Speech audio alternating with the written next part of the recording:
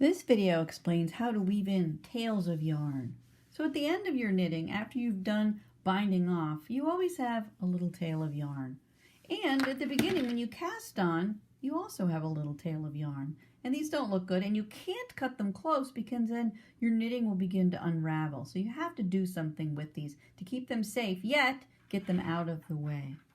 So up here at the top, we're going to work with this one today. Now, if I was going to weave this in, it would be the exact same color and it will really disappear. But what I'm going to do today is do this instead for show and tell in a different color of yarn. I'm going to do this in blue so you can see how the weaving in process goes. So we're just going to substitute. This is going to be here. We're going to pretend that this is blue instead so you can see it. That doesn't look good. Let's go this way. There we go. So pretend that this is my end and pretend that it matches. I mean, of course that it doesn't. Now, I've got this end and I want to bury it into the wrong side. So first you look at this and see which one is the wrong side, the uglier side. And these are both the same, so it doesn't really matter in our case since they both look just as good.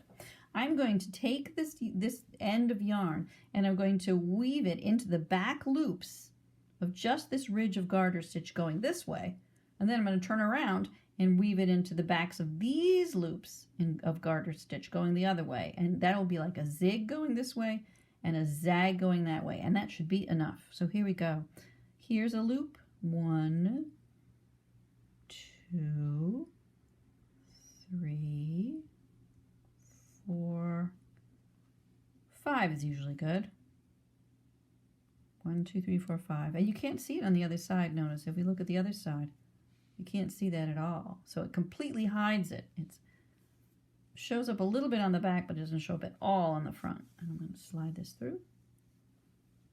Give it a little stretch.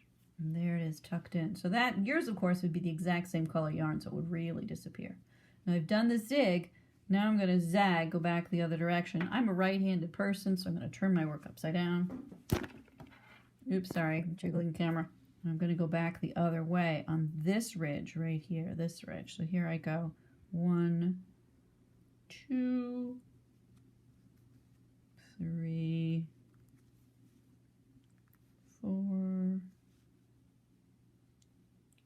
5. And you can pick up any of the loops that you want, whichever loop make the most sense to you.